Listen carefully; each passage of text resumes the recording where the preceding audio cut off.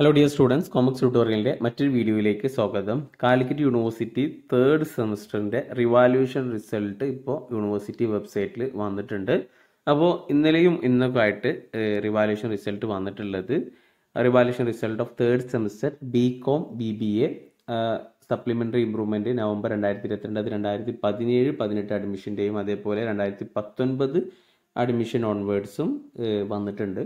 അപ്പോൾ SD വിദ്യാർത്ഥികളുടെ third sem revaluation result കുറച്ച് മുമ്പ് വന്നിരുന്നു, 2 ദിവസം മുമ്പ്. ഇപ്പോൾ റെഗുലർ വിദ്യാർത്ഥികളുടെയും വന്നിട്ടുണ്ട്. പിന്നെ അതേപോലെ revaluation result of third semester BA BSW BTF തുടങ്ങിയിട്ടുള്ള കോഴ്സുകളുടെ റെഗുലർ സ്റ്റുഡൻസിൻ്റെ BA കുട്ടികളുടെയും റിസൾട്ട് വന്നിട്ടുണ്ട്. അപ്പോൾ അത് തേർഡ് സെമസ്റ്റർ റിവാലുവേഷന് കൊടുത്തിട്ടുള്ള എല്ലാവരുടെയും വന്നിട്ടുണ്ടാകും.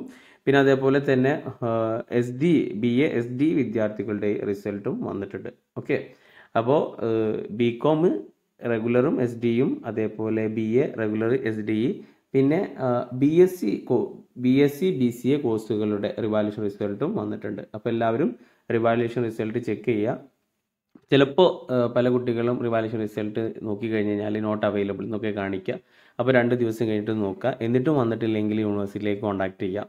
പലപ്പോഴും റിവാലുവേഷൻ റിസൾട്ട് വന്നു കഴിഞ്ഞാൽ ചില കുട്ടികൾക്കൊന്നും കിട്ടാറില്ല. അതിൻ്റെ ഒരു പ്രധാന കാരണം എന്ന് വെച്ചാൽ ഈ റിവാലുവേഷൻ റിസൾട്ട് എല്ലതും അറ്റ് ടൈമിൽ തന്നെ ചിലപ്പോൾ ചെയ്യാത്തത് കൊണ്ടാണ് എന്ന് യൂണിവേഴ്സിറ്റിക്ക് വിളിച്ചു കഴിഞ്ഞാൽ അവർ പറയാറുണ്ട്. കുറച്ച് ദിവസം കഴിഞ്ഞ് കഴിഞ്ഞാൽ ചിലപ്പോൾ വരും. അപ്പോൾ എന്തായാലും ഒരു കിട്ടാത്ത കുട്ടികൾ 1-2 ദിവസം വെയിറ്റ് ചെയ്യുക. എന്നിട്ടും കിട്ടിയിട്ടില്ല എങ്കിൽ റിവാലുവേഷൻ റിസൾട്ട് അവർക്ക് നോക്കാൻ പറ്റുന്നില്ല അല്ലെങ്കിൽ നോട്ട് അവൈലബിൾ ആണ് കാണിക്കുന്നത് എങ്കിൽ യൂണിവേഴ്സിറ്റിയിൽ കോൺടാക്ട് ചെയ്യുക. ഓക്കെ.